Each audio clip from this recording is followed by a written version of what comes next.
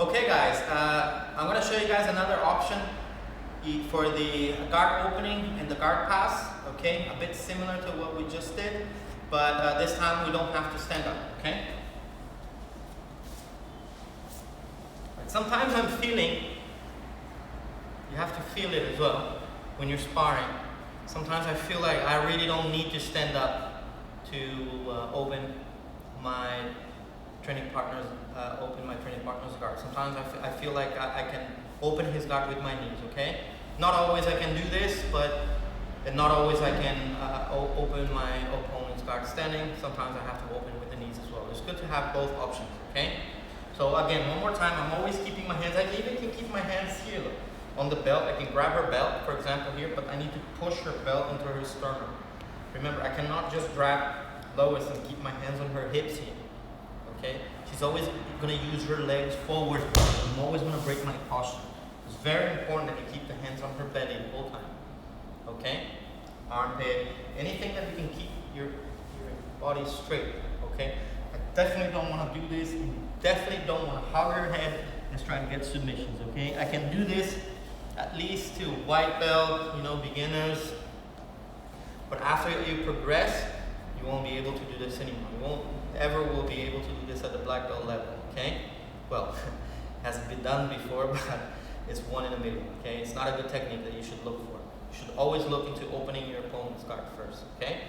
So at this time right now, what I need to do is I'm not going to stand up. Again, if she's controlling my grips, I'm always going to try to break the grips, okay? And what I need to do now, guys, I need to walk backwards, look, with my knees, okay? Look, see, I'm going to make a step back, look. I'm going to point my knee towards Lois's tailbone, here, and I'm going to walk backwards, okay? Now I'm going to control the belt, and I'm going to fold the belt, and I'm going to push it into her belly. So what happened now is, every time Lois now tries to bring me over with her legs, it's much harder now. You see? Immediately, I'm just going to open. I'm also going to try to avoid this, guys. Look, I'm grinding my elbow on her legs like that. It's not going to work, okay? She's been training for too long. She's used to this. She's not going to open. Maybe if you do this on a beginner, they're going to open. But someone's been training a long time, they're not going to do that, okay? Now, guys, I'm going to open. Instead of using my arms, I'm going to use my hips to open her guard. So I'm going to push myself back. I'm going to arch my back. I'm going to stretch my back and push with my arms, okay? So sometimes you can ask, oh, but is there danger for her to get an armbar? It's not, because I'm blocking her hips as well with my knees here.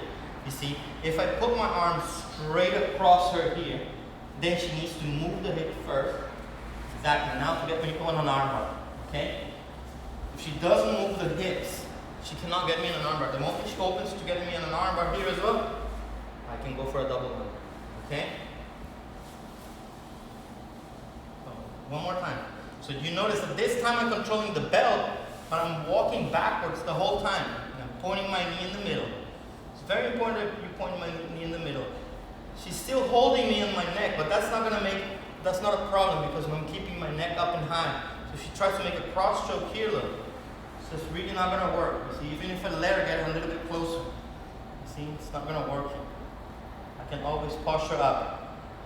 Okay, and if she continues to make this cross choke, trying to do the cross choke, it's much easier now for me to get a double under, get a control of her gi, and I can use it to stack pass.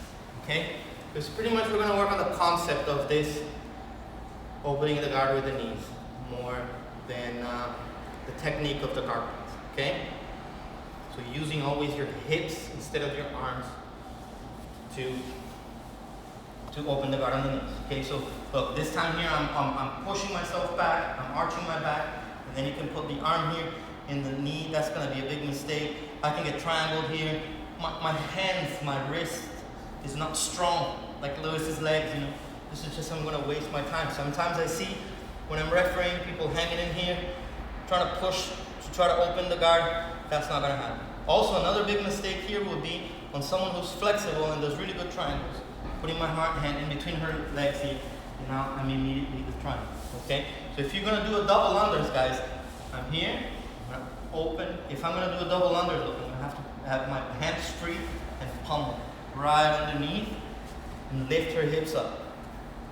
You have to constantly elevate her hips from the floor. You cannot have Lois have her hips down on the mat, because now it's really hard for me to get the stack pass.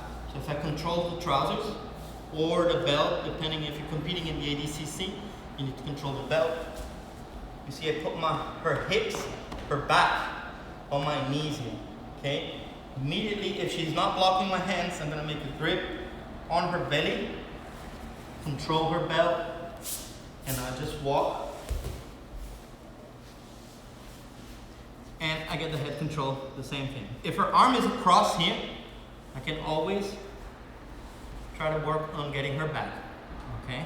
I can start pushing into Lewis until she turns. And I can get the back take. Okay, so I'm gonna do the technique one more time.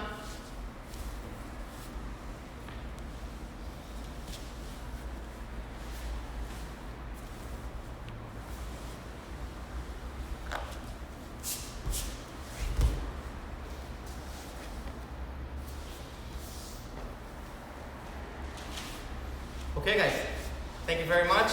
And next week, we're gonna work on the back take.